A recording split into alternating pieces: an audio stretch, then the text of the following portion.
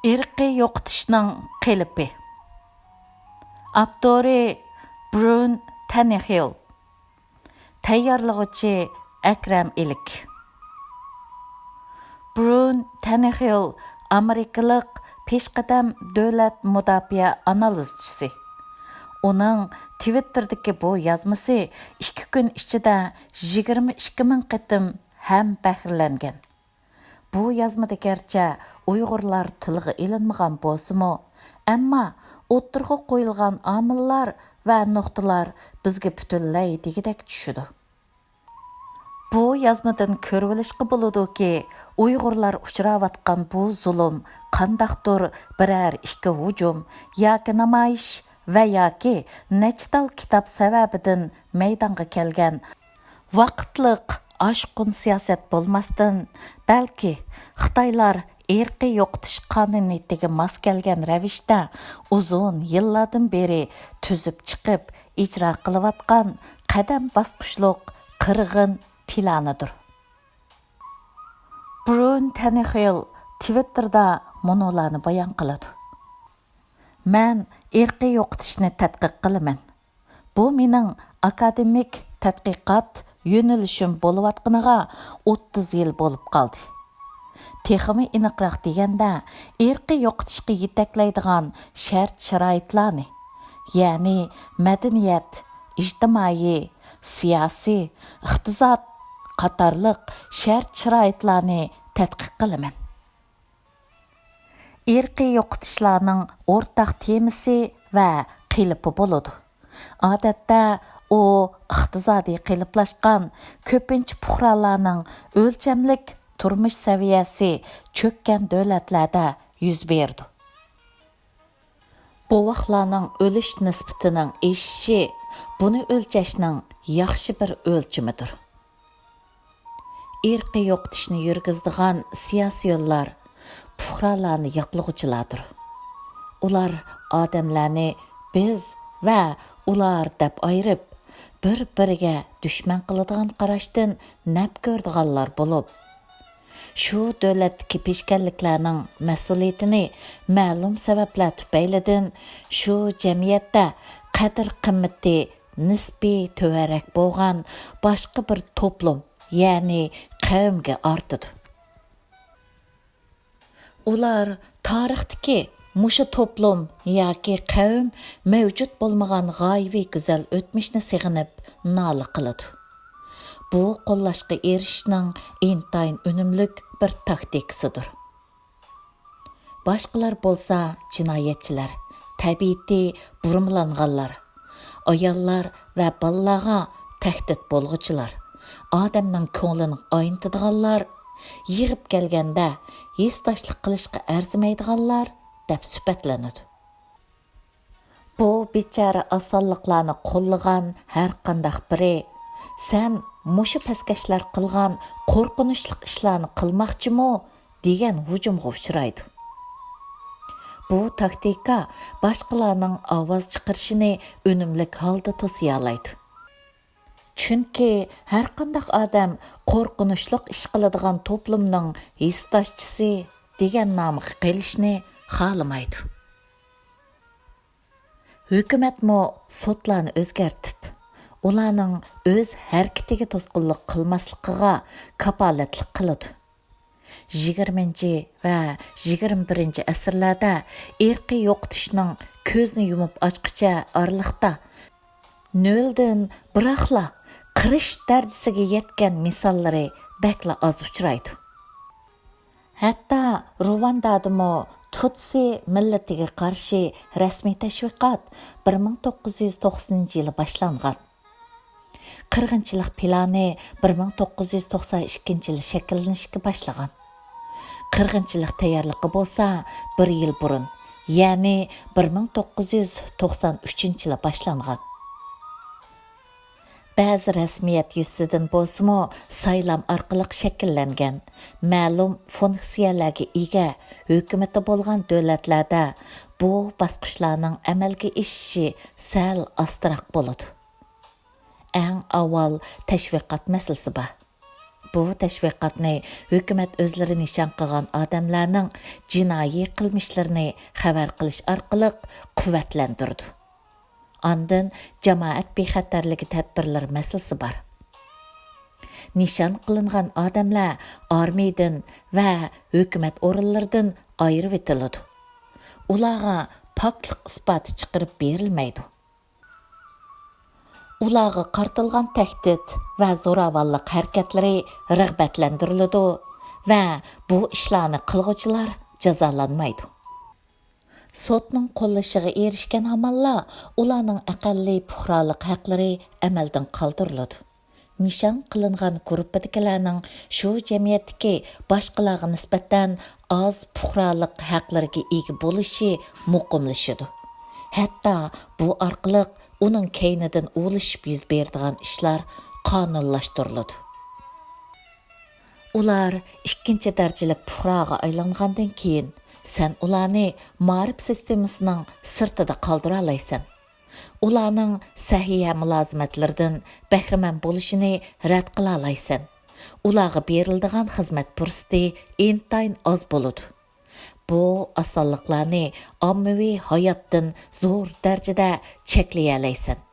Ularni bizdan farqlantirish uchun ularni o'z kimligini bildiradigan belgilarni majburiy ilib yuradigan qila olaysan. Bu anglamoqqa tonishdek tuyuldimi? Germanlar 1930-yillari ilgari Amerikaning janubiy qismida qor tanliklarga ayrimchilik yurgizishda qo'llangan qonunni ulgi qilib qonun chiqargan. Saqchilar bu osonliklarni nishonlab parokandichilik yurgizadi. Ularni doim ushoq ishlar uchun qo'lga oladi, bo'zaq qiladi. Odamlar sistemaning ichida g'oyib bo'lib ketadi. Buningda ikki maqsad nishon qilingan. Biri odamlarni bu xil haqorat va bo'zaq qilishga ko'ndirish. Ya'ni odamlar doim yo'qab turdi-ku, shundoq emasmi? deydigan holatga ekilish. Yana biri, ya'ni irqiy yo'qotishning boshlanish nuqtasi. Odamlarni o'zligidan yuk taqinlarini tengib, bu davlatni tashlab ketishga qistash yoki aktivlik bilan o'z kimligini yo'shirdigan qilish. Madaniyat qirg'inchiligining boshlanishi mundoq bo'ladi. Oz sonliqlar madaniyat jihatdan yo'qladi. Chunki ular yo davlatdan tashlab qochadi yoki yer osti yoshirin holatga o'tadi. Buning bilan bir vaqtda hukumat xalqaro jamiyatning bu zulmga qandoq inkas qaytarishini kuzatadi va sinaydi. Mayli u harbiy ig'vogarchilik bo'lsin yoki urush xumor rahbarning qilmishlari bo'lsin, yoki muxbirlarni qaslab o'ldirish bo'lsin va yoki chet el fuqarolarini qora o'nkur kabi qiston va mehnat lagerlariga qamab qo'yish bo'lsin. Irqiy yo'qotish girdoviga kelib qolgan davlatlar o'zlarining bu qilmishlarining biror inkas qo'zg'aydigan yoki qo'zg'amaydiganligini kuzatadi. Lekin bu xil inkasni hech qachon yuz bermaydi deyishga bo'ladi. Chunki nishon qilingan odamlarga boshqa davlatlar azaldan ko'ngil bo'lib boqqan emas.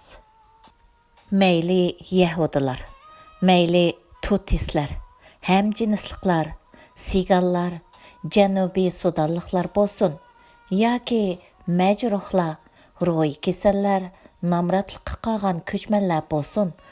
Ular tarixdan beri birarsining o'zlari uchun kurash qilishga arzib boqqan emas. Ma'lum bir nuqtaga kelganda bu hukumatlar hech birining buningga aralashmaydiganligini, keyingi qadamni osimo o'zlarining hech bir oqibatga duchor bo'lmaydiganligini hukm yoki his qilganda nishon qilingan bu nopuslardan uzil kesil qutulishning planini tuzishga boshlaydi. Keng ko'lamdagi qirg'inchilikni qaysi usulda ijro qilish muhim emas. Chunki bu basqışqa kelganda bo'lg'uluq bo'lib bo'ldi. Shundaqla buni ijro qilishning biror qilib yo'q. Lagerlarga solab, kar yo'q, tashlab qo'yish mumkin. Miltiq bilan etish, qilich bilan chanish mumkin. Qo'g'lab, ovlab o'ltirish mumkin. Uzun va jafoliq safar marshiga selib, chorchitib o'ltirish mumkin. Va yoki yuqorida deyilgan usullarning hammasini bir yerga yug'urib ijro qilishi mumkin. Mening qiziqadiganim ogohlantirish bishoratlarini kuzatishdir. Bu vaqtlarning o'lish nisbatining eshishi. Hukumatning alvastılaştırış təşviqatı. Biz və ular ziddiyet qarşı. Tarixdiki muşu asanlıqlar mevcut bolmağan g'oyivi güzel davrlar. Puhralarni yoqlığıcı hukumat. Demokratik qoidalarning buzilishi. Partiyaga beqinadigan siyosiy tus olgan sud. Assallıqlarni hukumat xizmatlaridan yiroqlashtirish. Assallıqlarning boshqalar bilan barobar huquqqa ega bo'lmasligini qonunlashtirish. Xohlagancha ilib beriladigan zo'ravonliklarni rag'batlantirish. Sayya va saqliqni saqlash mulozimatiga erishishga to'sqinlik qilish. Ma'rif fursatiga erishishga to'sqinlik qilish. Qonuniy jazo orqali osonliklarni umum nopusdan majburiy ayirib o'tish. Osonliklarning o'z kimligini ifodalaydigan ma'lum belgilarni majburiy ilib yurishi. Xohlagancha qo'lga ilish. Qorong'u o'nkirga kirgan kabi cheki yo'q tutib turish. Chet el hukumatlarining bu zulmlarga aralashish ro'yi bor yo'qligini sinash.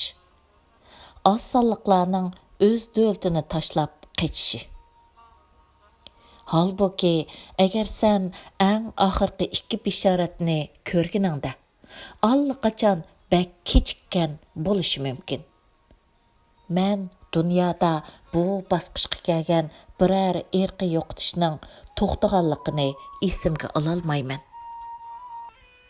Musofirlarga bo'lgan dunyoviy xarakterlik istashliq amaliyotda intayin osondagi odamning qechib qutulganini isbotlaydi xolos. Bularni anglabmi, yana tehi ansirmidingmi? Meningcha andish qilishing kerak. Chunki men intayin bak ansiravatıman. Bu deganim qirg'inchilik mutlaq yuz berdi deganlik emas. Ammo ehtiyojliq bo'lgan shart-sharoitlar tayyor turibdi. Ilgari yuz bergan o'lgilarmi nihoyat aniq turibdi. Qolganini o'zing o'ylab boq. Maqola tamom. Manba Uyg'ur Akademiyasi Tor jurnalidan elindi.